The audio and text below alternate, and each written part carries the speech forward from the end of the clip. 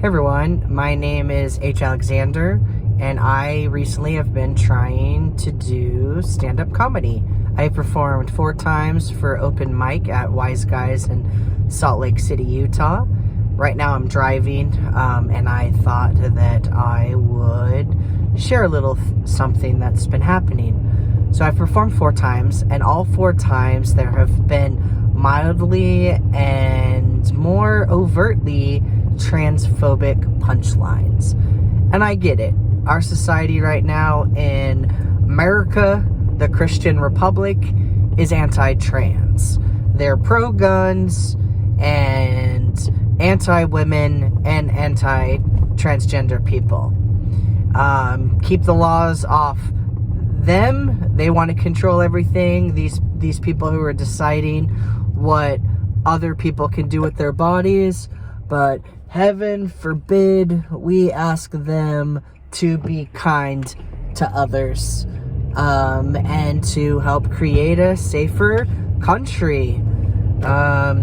So I wasn't surprised about the transphobic jokes. What was interesting was the same people who are gay friendly, everybody's gay friendly right now. There were a lot of gay male sex jokes from people who clearly are not gay, but they probably have a lot of gay friends, and it's definitely clearly in vogue to make gay sex jokes like, oh yeah, I would suck a dick for money, things like that.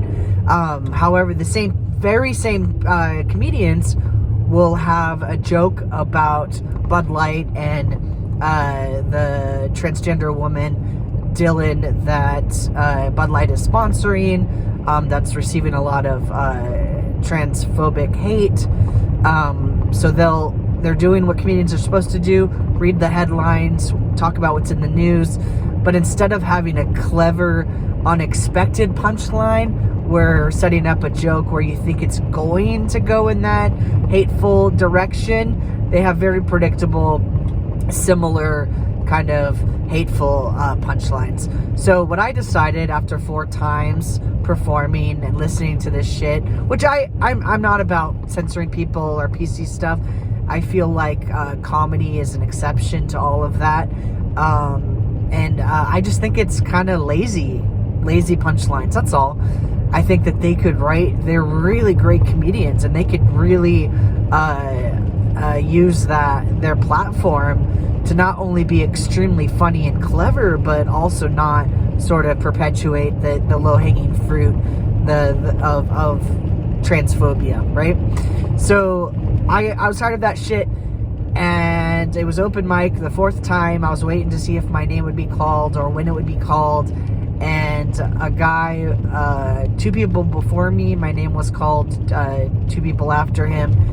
He came out, he said he's gay, you know, he didn't look like a gay man, he didn't fit the stereotypes, so that was cool, but he was kind of mean. His humor is, like, mean, so, it's probably his shtick, but yeah, he said, hey everyone, I'm gay, and then he asked if there were any other gay people in the room, and I was sitting, 2 or 3 rows in front, right in the limelight of anyone on stage, and so naturally, he looked at me and said, are you gay? And in the dark, you know, I was like, yeah, I guess I'm not gay.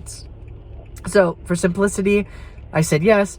And then he goes, ugh, you're not helping the cause, which obviously was probably something he says to anyone. It's probably, I'd have to see him a few more times, but it's probably part of his act. But for me, in my head, I thought, ooh, challenge accepted, mean gay.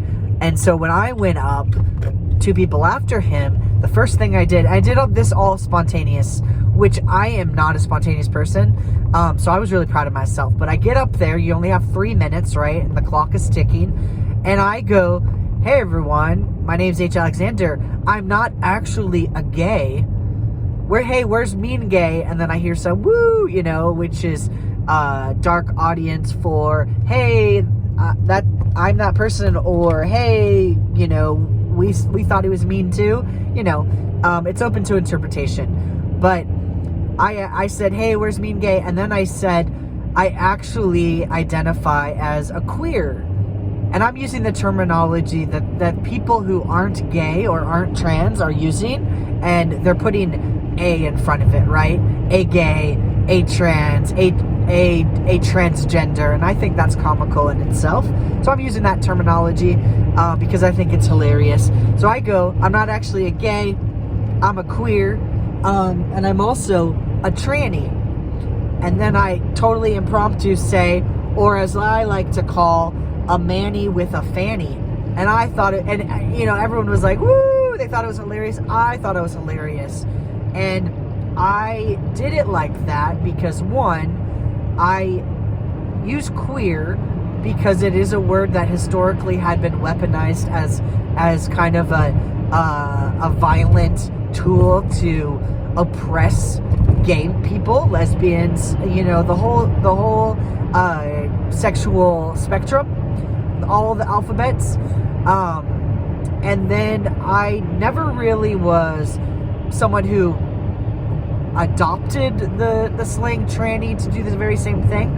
A lot of gay men do that, or, you know, gay men who perform in drag. Gay men who perform in drag, they're not necessarily transgender or tranny, but they may have a female persona, a queen, who is, right? It is a complex world. And I'm talking about bars and clubs for adults 21 and over.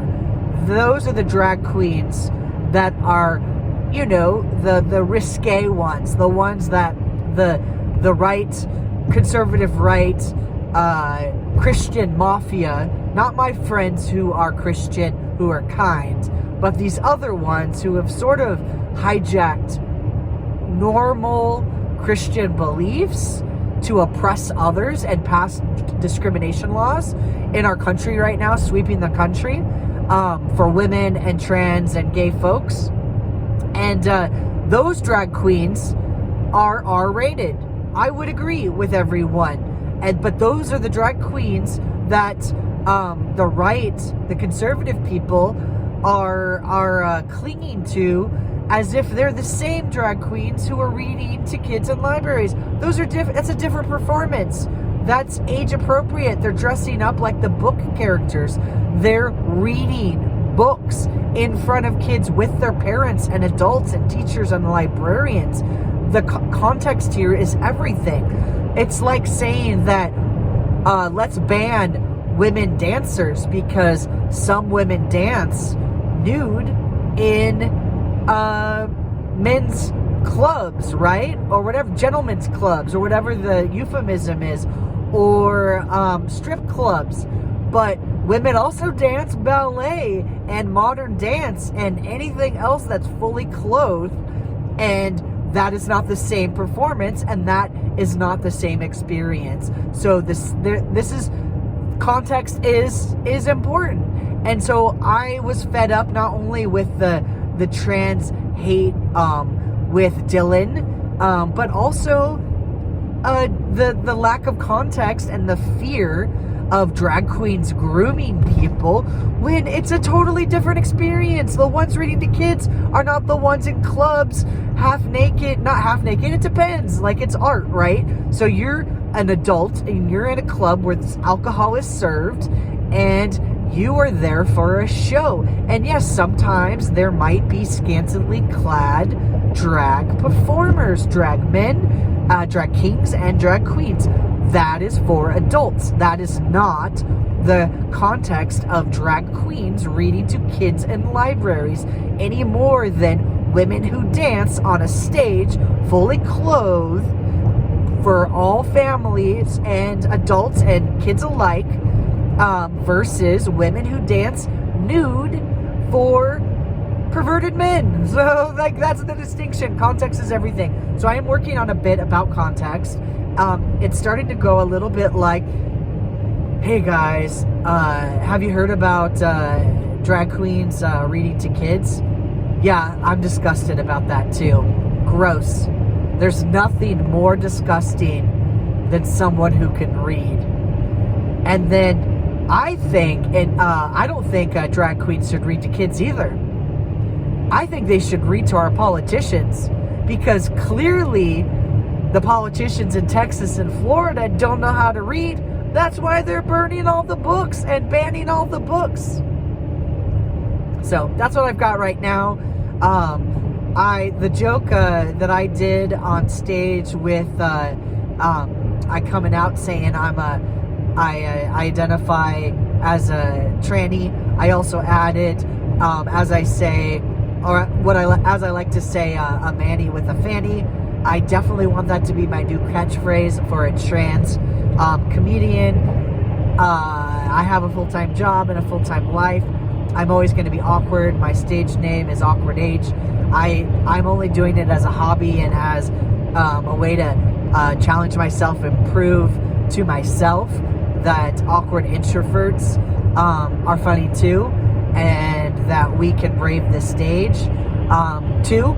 So I just want other people who are weird like me, weird in a positive way, weird in a unique way. We're all unicorns. We're kind, but we're funny and awkward. I just want you people to know that you can get on stage too, and you can be yourself. I am going to be myself, and I'm going to share my perspectives and my stories, and a lot of them are going to do with being queer or being trans or being from Walla Walla, Washington. That is a real place. Or being a crazy cat man. It runs in my family. My dad is probably one of the original crazy cat ladies. Or being an awkward introvert. I identify as an awkward introvert. My pronouns are he, him, his. Oops, sorry. And that's okay. I am still awesome, and you can be awesome too.